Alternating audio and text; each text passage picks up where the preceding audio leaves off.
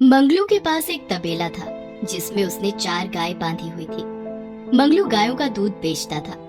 लोगों को मंगलू के यहाँ का दूध बहुत पसंद था क्योंकि वो दूध में जरा भी मिलावट नहीं करता था। मंगलू ने जब ये काम शुरू किया था तब उसके पास एक गाय थी। इसी काम से उसने 4 गाय कर ली। उसकी पत्नी लक्ष्मी उसके इस काम में मदद करवाती। मंगलू का छोटा भाई बबलू भी मंगलू के साथ ही रहता था। अरे भाभी, भैया को थोड़ा समझाओ, इतनी ईमानदारी भी किस काम की। आजकल तो हर चीज में मिलावट चलती है। भैया को ही देख लो, इतना दूध बेचते हैं लेकिन आमदनी तो उतनी की उतनी ही है, जबकि गायों का चारा कितना महंगा हो गया है। तुम कुछ भी कह लो बबलू, पर तुम्हारे भाई दूध में मिलावट नहीं करेंगे। जिस काम से उनकी इज्जत बनी हुई है वो अपनी इज्जत क्यों खराब करेंगे? बबलू थोड़ा स्वार्थी किस्म का लड़का था। वो जल्द से जल्द बहुत पैसे कमाना चाहता था क्योंकि वो भी अपने भाई की तरह ही उनके साथ मिलकर दूध बेचा करता था, तो लोग बाग उसे भी जानते थे। अगले दिन सुबह जब मंगलू दूध बेच रहा था, लोग बाग अपने अपने बर्तन लेकर उससे दूध खरीद रहे थे। मंगलू भैया, आज जरा 2 किलो दूध देना। मैं आपको कल बताना भूल गई, आज मेरे घर मेहमान आ रहे हैं तो मुझे खीर बनानी है। हाँ हाँ बहन जी, क्यों नहीं। ये लो 2 किलो दूध। 1 किलो दूध देना मंगलू। ये लो भैया, ये रहा आपका 1 किलो दूध। सारा दूध बेचने के बाद मंगलू घर आता है। लक्ष्मी, ओ लक्ष्मी, अरे मैं वो जो पौष्टिक आहार गायों के लिए लेकर आया था, तुमने डाल दिया क्या? भला ये काम कैसे भूल सकती हूँ? वो तो मैंने जब गायों को चारा डाला तभी डाल दिया था। लाओ, ये दूध के बर्तन मुझे दे दो, मैं धो दूंगी। अब आप आराम से खाना खाओ। तभी बबलू घर आ जाता है। अरे भैया, आप आ गए। भैया, आपको पता है आजकल ऐसे ऐसे इंजेक्शन चल रहे हैं जो गायों को लगा दो तो वो ज्यादा दूध देती हैं। अरे मुझे सब पता है क्या मिलता है और क्या नहीं मिलता है, लेकिन मैं ईमानदारी के साथ ही दूध बेचूंगा। अरे भैया, किसको क्या पता चलता है? अगर आप 10 लीटर दूध में 2 लीटर पानी मिला दो, वैसे भी तो लोग घर जाकर जब दूध उबालते हैं तो उसमें पानी मिलाते ही हैं। खालिश चीज आजकल किसी को हजम नहीं होती है। बबलू, अभी तेरी पढ़ाई के दिन है, तू अपनी पढ़ाई पर ध्यान दे। इस काम धंधे को मैं अपने आप देख लूंगा। अरे भैया, मैं कौन सा आपके लिए गलत सोचता हूँ? मैं भी तो सोचता हूँ कि मेरा भाई अगर इतनी मेहनत कर रहा है तो थोड़े पैसे कमाना तो बनता है। बबलू, पैसे ईमानदारी से भी कमाए जा सकते हैं। आप नहीं समझोगे भैया। अगले दिन जब मंगलू दूध बेचने के लिए अपनी जगह पर पहुंचता है तो देखता है वहाँ पर एक दूध वाला और आ गया है। आइए आइए, दूध लीजिए। बढ़िया ताजा ताजा गाय का दूध, मार्केट से कम रेट में। जो लोग वहाँ दूध लेने आए हुए थे वो देखते हैं कि दूसरा दूध वाला सस्ता दूध दे रहा है। भाई मंगलू, वो आदमी तो तुमसे सस्ता दूध दे रहा है। हो सकता है भाई साहब, वो जो दूध दे रहा है उसे उतने में ही वो दूध पड़ता हो, पर मैं अपनी गायों को अच्छा चारा खिलाता हूँ और मेरा दूध आप इतने सालों से ले रहे हो। अगर कभी कोई शिकायत आई हो तो बताओ। ये बात तो है भैया, दूध तो तुम बिल्कुल प्योर देते हो। चलो छोड़ो, लाओ 1 किलो दूध दे दो। मंगलू भैया, आज जरा आधा किलो दूध ही देना। हाँ हाँ बहन जी, ये लो आधा किलो दूध। मंगलू के दूध के बर्तन खाली हो जाते हैं। तभी वो नया दूध वाला उसके पास आता है। मैं देख रहा हूँ तुम्हारे पास तो बड़ी भीड़ रहती है दूध वालों की। मुझे लगता है मैं कहीं और जाकर दूध बेचूं। भाई, मैं यहाँ सालों से दूध बेच रहा हूँ। लोग बाग इतनी जल्दी किसी दूसरे दूध वाले पर यकीन नहीं करेंगे। अगले दिन भी मंगलू उसी तरह दूध बेचने आता है। लोग बाग उससे दूध खरीदते हैं। ये देखकर दूसरा दूध वाला जल भूनकर बैठा रहता है। बैठे बैठे ही उपाय लगाने लगता है कि क्या हो कि सब लोग मेरी तरफ आएं और मुझसे दूध खरीदें। तभी उसे एक उपाय सूझता है और वो मान गए मंगलू भैया, आपसे तो मुकाबला ना हो पाएगा।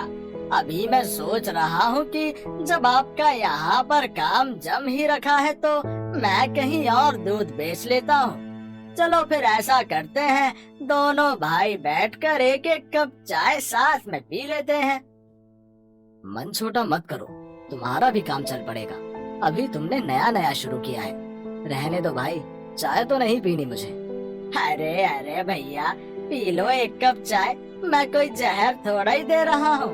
अरे कैसी बात करते हो भैया, चलो लाओ चाय पिलाओ। तभी वो दूध वाला भाग कर जाता है और 2 चाय बनवा कर लाता है। मंगलू की चाय में वो कुछ मिला देता है। चाय पीकर जब मंगलू घर आता है तो उसे अपनी तबीयत थोड़ी खराब लगती है। लक्ष्मी, मेरे पेट में बहुत तेज दर्द हो रहा है, तबीयत खराब लग रही है, खाने में जरा कुछ हल्का बना देना। अच्छा, घर से तो बिल्कुल ठीक ठाक गए थे, फिर अचानक ऐसे पेट में दर्द क्यों हो गया?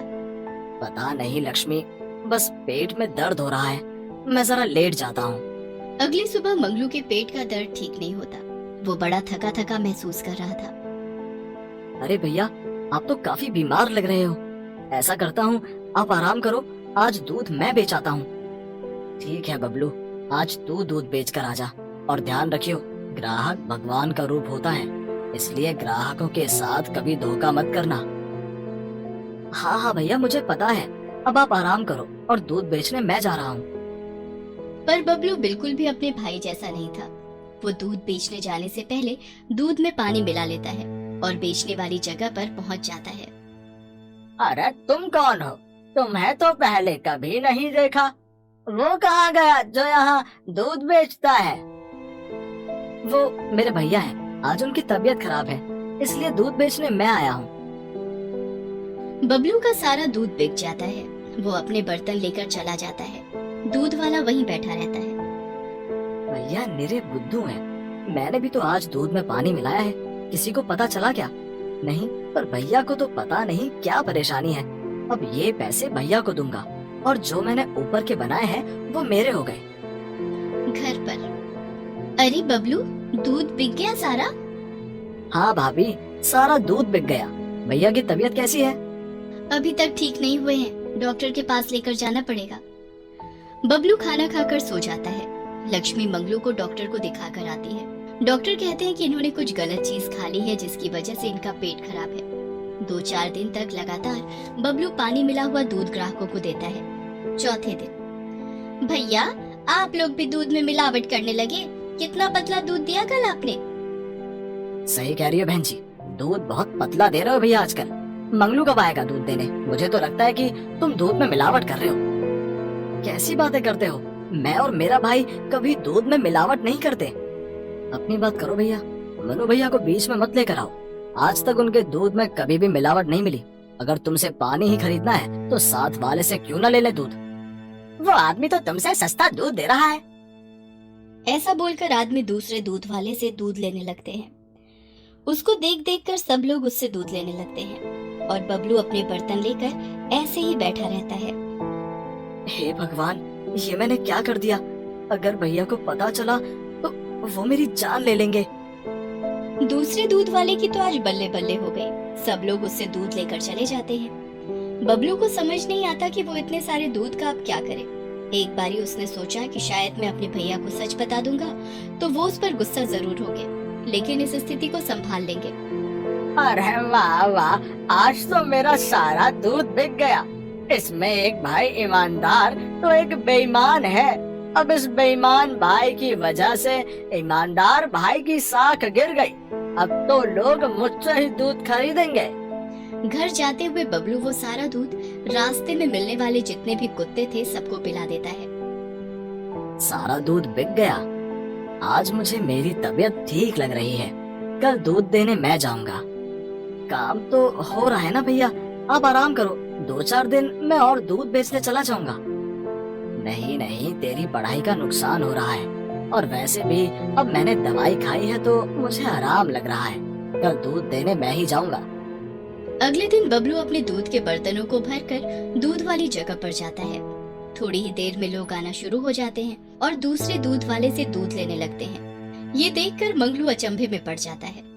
लीजिए लीजिए, ताजा दूध लीजिए, बढ़िया गाय का दूध लीजिए। मंगलू भैया, आपसे ऐसी उम्मीद नहीं थी। अपने भाई से आपने मिलावटी दूध बिकवा दिया। अगर आप 1-2 रुपए बढ़ा देते हमें तब भी दिक्कत ना होती। आपने तो इतने सालों का भरोसा ही खत्म कर दिया। ये आप क्या कह रही हो बहन जी? मुझे तो कुछ समझ में नहीं आ रहा। मेरी तो तबीयत खराब थी इसलिए मैं नहीं आया, पर मेरा भाई बबलू रोज दूध लेकर आ रहा था। और वो दूध में इतना पानी मिलाकर ला रहा था ना कि पूछो ही मत। आपसे अच्छा तो इन भैया का दूध है। और दूध वाला मन ही मन खुश हो रहा था। मंगलू गुस्से में अपने दूध के बर्तन उठाता है और घर चला जाता है। 4 दिन तुझे दूध बेचने क्या जाना पड़ा, तूने अपनी होशियारी दिखा दी। मेरे सारे ग्राहक दूसरे दूध वाले को मिल गए और इतने सालों से जो इज्जत मैंने कमाई थी वो भी गवा दी। तुम इतने बड़े स्वार्थी हो कि तुमने एक बारी भी मेरे बारे में नहीं सोचा। सब लोग मुझे वहाँ पर स्वार्थी दूध वाला कह रहे थे और मेरे लिए कितने शर्म की बात थी। मैं तो सोच रहा था धरती फटे और मैं उसमें समा जाऊं। भैया मुझसे बहुत बड़ी गलती हो गई और ये बात मैं आपको कल ही बताना चाहता था, लेकिन आपके डर के मारे नहीं बता पाया। मुझे माफ कर दो भैया, मैंने थोड़े से स्वार्थ के लिए आपको नुकसान पहुंचा दिया। अरे अब क्या माफी मांगना, अब तो लोग हम पर भरोसा नहीं करेंगे। उधर उस दूध वाले से दूध ले जाकर लोगों के पेट खराब होने शुरू हो गए। मंगलू रोज की तरह वहां पर दूध लेकर आता था। उस दिन सारे ग्राहकों को दूध वाले के ऊपर चिल्लाता हुआ देखकर मंगलू सोच में पड़ जाता है कि कैसे लोग हैं, जरा से स्वार्थ के लिए लोगों की जिंदगियों से खेल जाते हैं। फिर कुछ लोग भरोसा करके मंगलू के पास दूध लेने आते हैं और दूध की अच्छी क्वालिटी देखकर फिर वापस मंगलू से दूध लेना शुरू कर देते हैं। बबलू भी आकर सब लोगों को सच्चाई बता देता है और लोगों से अपने किए की माफी मांगता है।